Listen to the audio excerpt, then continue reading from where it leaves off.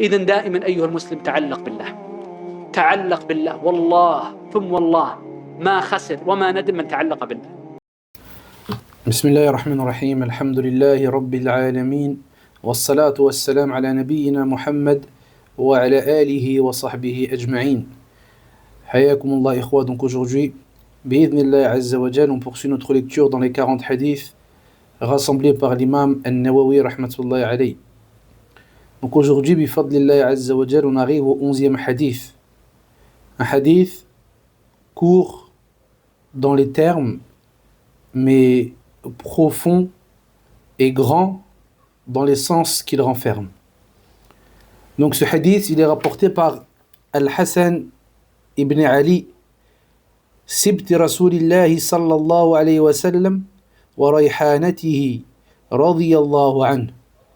Donc le hadith, il est rapporté par Al-Hassan ibn Ali, ibn Abi Talib. Donc Ali, le compagnon qui est connu, son fils Al-Hassan. Et il en avait deux, qui étaient des enfants très aimés auprès du prophète alayhi salatu wassalam. Al-Hassan ou Al-Hussein.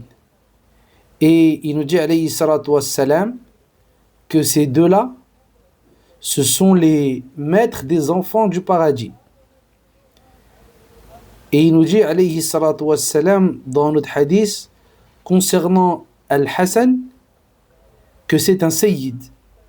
Un sayyid, on traduit en français par maître, même si c'est celui qui a un rang important et un rang élevé. Et sur ce hadith-là qu'on vient de mentionner, beaucoup parmi les gens de science, ils mentionnent que Al-Hassan, il est meilleur que Al-Hussein. Yani c'est un compagnon, radiyallahu anhu, qui a plus de mérite que son frère Al-Hussein.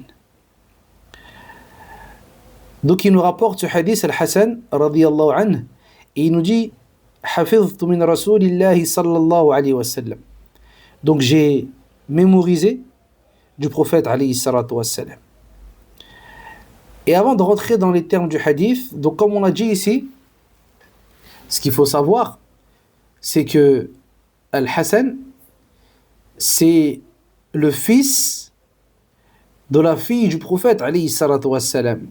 Donc on sait que chez les Arabes et en islam, le lien du sang se fait au père. Il est interdit de lier un enfant à sa mère, sauf dans certains cas qui sont sortis de la règle de base. Donc la mère d'Al-Hassan, c'est Fatima radiyallahu anha. Et ici, quand on voit dans le hadith, il nous dit Sibt Rasulillah. Al-Sibt en arabe, ça fait référence au petit-fils. Mais les savants ils nous disent que c'est le petit-fils qui est le fils de la fille. Et quand on voudra dire le fils du fils, eh bien on dira Al-Hafid. Al-Hafid. Donc on voit que la langue arabe, elle est profonde et vraiment précise. Et qu'on voit que même dans certains termes qui pourraient être proches, en français on dit petit-fils et c'est fini. Voilà, ici on va dire Sibt pour l'enfant de la fille et on va dire Al-Hafid pour l'enfant du fils. Après, certains savants ils voient que ce n'est pas de manière absolue et qu'il se peut qu'on dise Sibt pour l'enfant du fils et qu'il n'y a pas de problème. Ala kulli hal, c'est un débat chez les gens de la langue arabe, les savants de la langue arabe. Donc il nous dit j'ai mémorisé du prophète alayhi salatu wassalam. Donc il va nous mentionner ici un hadith. Et comme on a dit, les termes du hadith sont peu nombreux, mais les sens sont énormes. Donc il nous dit alayhi salatu wassalam Da' ma yaribuk ila ma la yaribuk. Donc il nous dit alayhi salatu wassalam délaisse. Et ici c'est un ordre. Délaisse la chose qui te met dans le doute pour la chose qui ne te met pas dans le doute. Et ici, on voit que le prophète, alayhi salatu wassalam, il a employé le terme ar-raib en arabe. Ou ar-raib en arabe, c'est ash-shak wa ziyada. C'est le doute avec quelque chose en plus. Les savants ils nous disent c'est avec al-khawf ou al-qalaq. Donc c'est pas pareil. Même si quand on va trouver chez certaines personnes, certains gens de science, ils vont dire ma'na al-raib ash-shak. Là, ça c'est pour expliquer. Mais sinon, al-raib, comme c'est vu dans le hadith ici, c'est le fait d'avoir un doute accompagné d'une inquiétude. Tandis qu'ash-shak, c'est le doute, tout simplement. C'est pour ça qu'Allah dit dans le Coran ذَلِكَ الْكِتَابِ لَا رَيْبَ فِيهِ. C'est un livre dans lequel il n'y a aucun doute. Il a dit quoi, Azza wa Jal? Raib. Aucun doute qui va te mener vers l'inquiétude ou autre. Ce Coran, il te mène vers l'apaisement, vers le bonheur, vers le repos du cœur, le repos du corps, la sérénité. Donc il n'y a aucun doute qui va te ramener vers ces choses-là.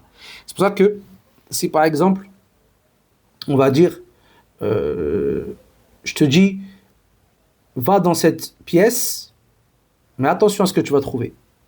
Plutôt je dis, va pas dans cette pièce car tu sais pas ce que tu vas trouver. Là, il se peut que la personne, il a un raib. Il sait pas ce qu'il y a et il redoute ce qu'il va trouver dans cette pièce-là. Mais il pourra pas dire, j'ai un chèque par rapport à ce qu'il y a dans cette pièce-là. Et il pourra le dire, mais ce sera pas aussi précis. Par exemple, de l'autre côté, si je lui dis 25 divisé par 4, il ne pourra pas me dire ici j'ai un raib concernant le résultat. Non, il va me dire j'ai un chèque. Parce qu'il a un doute sur le résultat, mais il n'a pas un doute qui le mène à l'inquiétude. Là, il ne sait pas c'est quoi le résultat, mais ce n'est pas une chose qui va lui causer de la détresse et de l'inquiétude. Là. Donc ici, il va employer le terme chèque et non pas le terme ar-raib. Donc ici, dans ce hadith, on a des sens énormes.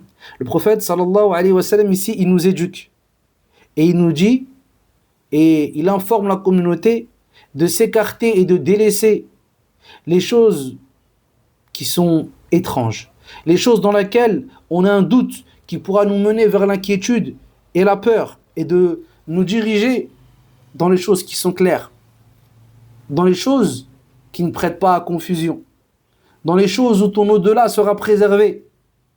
C'est pour ça qu'ici, ce hadith, on peut l'utiliser pour ce qu'on appelle al-wara'. Al-wara', c'est dur à traduire, mais ils traduisent entre guillemets par la crainte scrupuleuse. Et ils l'expliquent comme étant la chose que tu vas délaisser lorsque tu vas craindre par cette chose-là un blâme dans l'au-delà. Donc ici, c'est ça. C'est le fait de délaisser les choses qui nous poussent vers le doute. وقال الفضيل يزعم الناس أن الوراء شديد. Il dit les gens ils ont prétendu que al-wara' c'était une chose difficile. Et il dit par la suite وما ورد علي أمرا إلا أخذت بأشدهما. Il dit j'ai pas eu deux choses qui se proposent à moi sans que je choisisse la plus difficile. Après il nous dit فدع ما يريبك إلى ما لا يريبك. Et délaisse ce qui te met dans le doute vers la chose qui ne te met pas dans le doute. وقال الحسان بن أبي سنان ما شيء أهون من الورع. Il dit il n'y a pas une chose qui est plus simple que le wara', la crainte scrupuleuse. إذا رابك شيء فدعه. Lorsque tu as un doute dans une chose, alors délaisse-le. L'imam Ibn Rajab, il commande cette parole de Hassan et dit إنما يسهل على مثل حسان. Il dit ces choses-là, elles sont simples pour des gens qui sont comme Hassan. Ce n'est pas pour tout le monde. Ici, on parle du wara', on parle d'une crainte scrupuleuse. Donc ces gens-là, ils ont atteint un degré et ils ont atteint un rang qui fait que chaque chose dans laquelle il y a un doute, eh bien, ils le délaissaient. Et ici, Hisham ibn Hassan, il disait Taraka Muhammad ibn Sirin 40,000 فيما لا ترون به اليوم بأسا. Il rapporte, Hisham ibn Hassan, il dit que Muhammad ibn Sirin, il a délaissé 40 000, ici 40 000 dinars. Pourquoi? Par crainte. Parce qu'il avait un doute dedans. Et il dit quoi? Ces 40 000 là, il les a délaissés dans des choses que vous, à l'heure d'aujourd'hui, vous voyez aucun mal. Ça veut dire que là, et là, on est encore dans les premières générations, les frères. Ça veut dire que pour eux, À cette époque-là, là, personne n'aurait vu de mal, tout le monde les aurait pris. Mais Mohammed ibn Sirin, rahimahullah, il a vu que dedans il y avait une chose qui n'allait pas. Il y avait des choses ambiguës. Il avait un doute dans ces choses-là. Alors il délaisse cette somme-là. Plus étonnant que ça encore, on rapporte de Yazid ibn Zari', rahimahullah, qu'il a délaissé 500 000 dinars, qu'il devait hériter de son père. Et il les a délaissés. لأن أباه كان يلي الأعمال للسلاطين. Pourquoi? Parce que son père, il œuvrait pour les gouverneurs. On comprend ici des gouverneurs qui n'étaient pas forcément justes. Il a délaissé toute cette somme-là. Et 500 000 dinars, les frères, c'est toi, ta famille, c'est bon, vous êtes bien, c'est terminé. Vous vivez tranquille. Eh bien, qu'est-ce qu'il fait Yazid, rahmatullahi alayhi? Il délaisse. Pourquoi? Parce qu'il a un doute dans ça. Il voit que son père, il travaillait avec les gouverneurs, il voit que les gouverneurs, ils faisaient preuve de beaucoup d'injustice, eh bien, il délaisse cet argent-là. Et qu'est-ce qu'il faisait, lui? Il travaillait dans ce qu'on appelle al-khaws. Al-khaws, c'est quoi? C'est les branches de palmier. Travailler dans les branches de palmier, c'est-à-dire il confectionnait des choses avec. Et il se nourrissait de cela, des feuilles de palmier et autres. Et les savants, ils rapportent, ils nous disent, jusqu'à la fin de sa vie, il est mort comme ça. C'est-à-dire qu'on lui a proposé une vie tranquille, avec des biens en abondance. Mais comme il a eu un doute dans ces biens-là, eh bien il les a délaissés. Quitte à travailler dans un travail dans lequel il y a de la difficulté, il y a de la lourdeur. Mais au moins, il sait que ce qu'il mange, eh bien, c'est halal. Et il n'a aucun doute dans cela et son cœur est apaisé sur cela. Ça, la voie des salafs. C'est ça les pieux prédécesseurs, les frères. C'est pour ça que toujours, je le dis aux frères, la voie des pieux prédécesseurs, c'est quelque chose de lourd. C'est pas simplement des belles paroles et des slogans. C'est des réalités, c'est des vérités.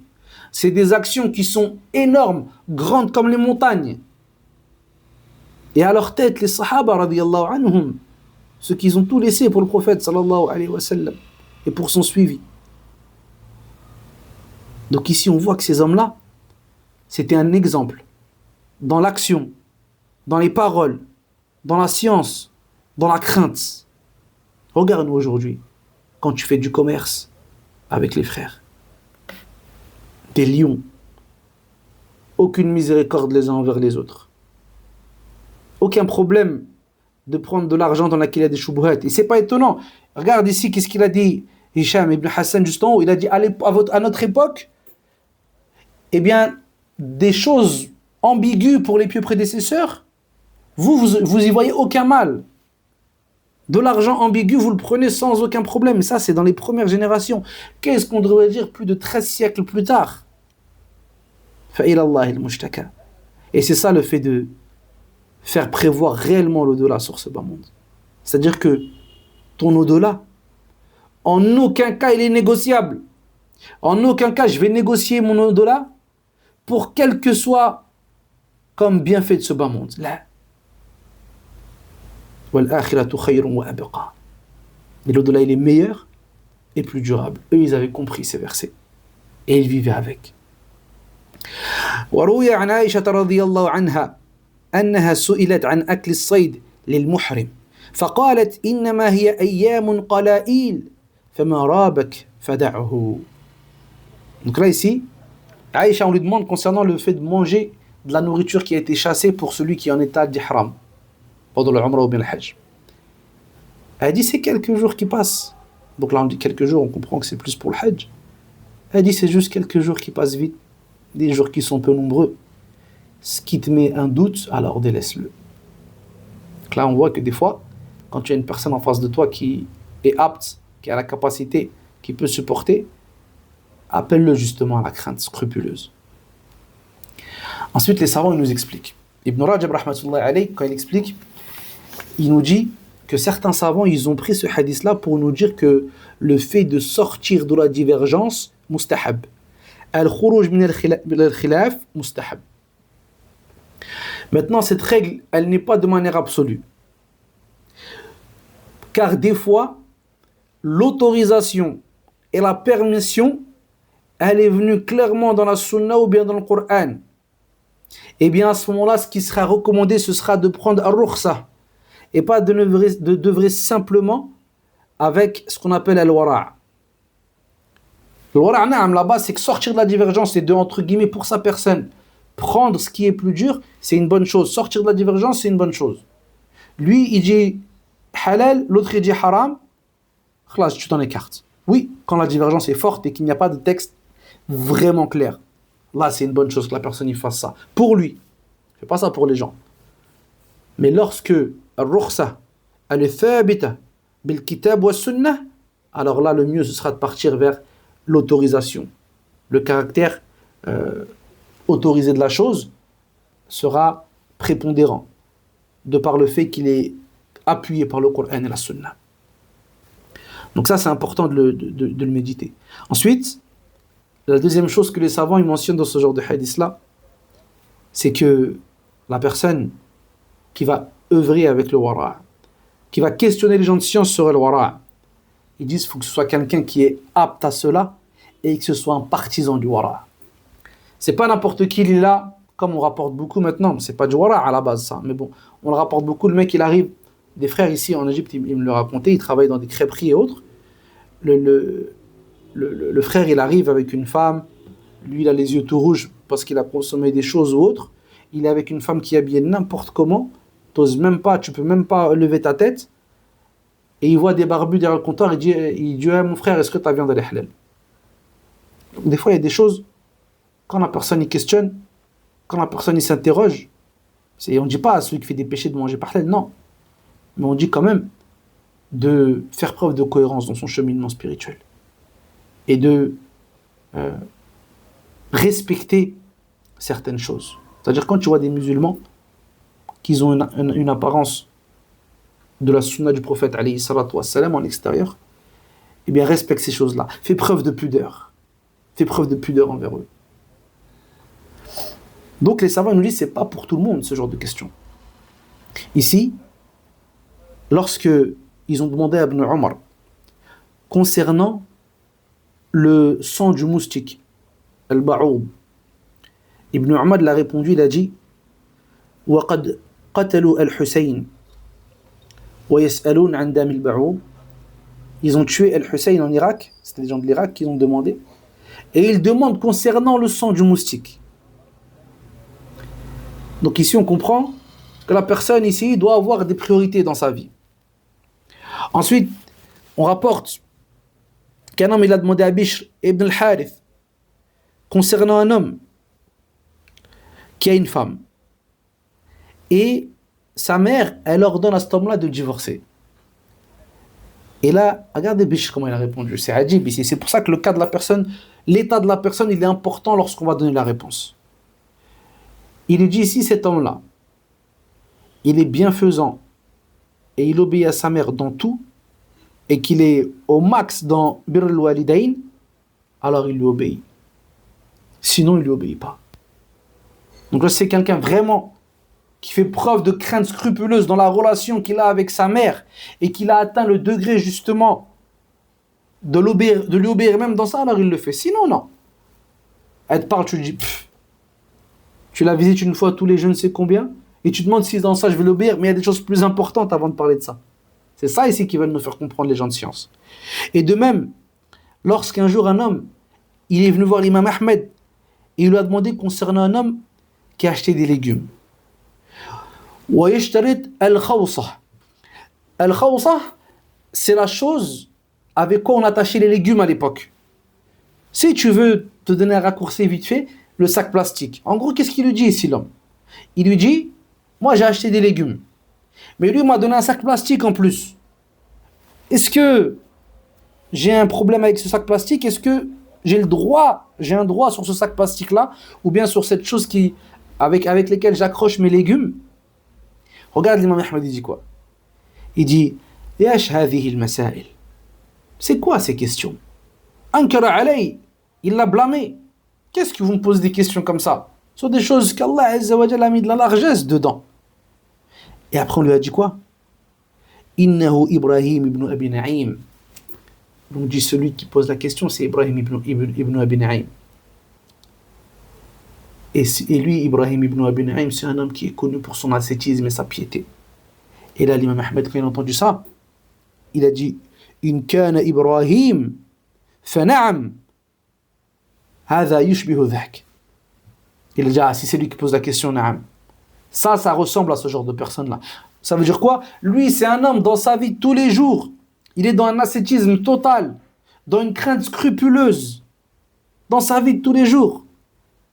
Mais si toi, maintenant, tu fais le dur dans certains sujets, et quand tu rentres chez toi, tu vas sur ton téléphone et tu regardes des choses qu'Allah Azza wa Jal a menacé la personne qui regarde ces choses-là ou bien qui participe à ces choses-là, là, tu tombes dans une incohérence. Tu tombes dans une grande incohérence. Cependant, cette crainte et ce wara', il est pour les gens du wara'. Les gens qui avaient cette crainte d'Allah Azza wa Jal véritablement, dans chaque chose, dans leur vie de tous les jours, c'est qu'ils vivaient avec ça, avec le fait de délaisser chaque chose qui met un doute, jusqu'à poser la question sur le sac plastique. Moi, j'ai acheté des oranges, il m'a donné un sac plastique en plus. Est-ce que j'ai un haqq dans cela? Non. Allah al-Musta'an. C'est pour ça qu'on rapporte de l'imam Ahmed, rahmatullahi alayhi, que quand il sortait toujours avec son encrier. Et il détestait le fait de prendre l'encre d'autres que son encrier à lui. Rahmatullahi alayhi. Et un jour, un homme, il lui a demandé est-ce que je peux me servir de l'encrier? Il a rigolé, l'imam Ahmed. Il a dit quoi? Il a dit Lam yablugh wara'i wa wara'ak hadha. Yani ta crainte et ma crainte, ils n'ont pas atteint ça. En gros, yani, c'est pas pour tout le monde ça. Amma quelqu'un qui a une vraie crainte, ouais. Et après, l'imam Ahmed, quand il dit ça, attention, c'est min bab al-wara' wa al-tawadu'. Lui, il dit ça par modestie. Il dit ça par modestie, rahimahullah. Sinon, ces actions-là, lui, il ne les faisait pas. Il n'osait pas se servir dans l'encrier d'une autre personne sans lui demander, rahimahullah. Donc voilà, ici, nous, ce qu'on doit comprendre, on finit sur ça, c'est que, na'am, le wara' il est demandé. Et quand tu peux t'écarter des choses qui sont ambiguës, fais-le. Quand tu peux, des fois, prendre la chose qui est, entre guillemets, dans laquelle il y a une difficulté, mais qu'il y a une sécurité pour ta religion et ton au-delà, fais-le. Mais ne va pas te donner un rôle. Ne va pas tomber dans ce qu'on appelle atakalluf, c'est-à-dire que tu surjoues, t'abuses, t'en fais trop, tu fais le pieux. Des fois, on voit des frères, ils sont là, limite constipés, ils ne veulent même pas rigoler. Et Abdullah, t'as grandi dans le 93, dans le 95. Il y a quelques années, t'étais où t'étais. Pourquoi on veut se donner un rôle de super pieux? Naam, je sais qu'il y a des frères, mashallah, ils sont pieux. C'est nahsabuhum kadhalik. Wallahu hasibum. Mais cependant, nous, on doit quand même pas surjouer. Essayer vraiment d'être cohérent dans nos adorations. Ne pas être le plus pieux des pieux avec les frères et quand je suis tout seul à la maison, je regarde des trucs qui peuvent me causer à ma perte yawm al-qiyamah. Là. Donc ici, ça c'est demandé. Et vous savez, toujours, le prophète alayhi salatu wassalam dit dans le hadith, il dit, celui qui prie pour les gens, fait lui khaffif. Qu'il allège la prière. Et celui qui prie pour lui, fait lui yutil masha. Qu'il rallonge comme il veut. Tu vois, ici, on a une indication prophétique que quand c'est avec les gens, sois tranquille. Leur rend pas la tâche difficile dans les choses dans lesquelles il y a une largesse, il y a de la largeur dans ça. Amma quand c'est avec toi, si tu veux faire le dur, fais-le, il n'y a pas de problème. Il n'y a pas de problème tant que tu ne dépasses pas les limites de la sharia, il n'y a pas de souci. Mais ne va pas imposer ça aux gens. Et rappelle-toi qu'Allah Azza wa Jal, il connaît ce qui est apparent et ce qui est caché de nous. La yakhfa alayhi shay'un fil ardi wala fis sama. Il n'y a rien qui lui échappe Azza wa Jal sur terre ou bien dans les cieux. Donc, sois cohérent dans tes adorations, fais preuve de, on a vu c'est quoi, un nush lillahi azza wa jal, fais preuve de franchise envers Allah azza wa jal, فنسأل الله سبحانه وتعالى أن يوفقنا جميعا لما يحب ويرضى. سبحانك اللهم وبحمدك أشهد أن لا إله إلا أنت أستغفرك وأتوب إليك. وصلى الله وسلم على نبينا محمد وعلى آله وصحبه أجمعين والحمد لله رب العالمين.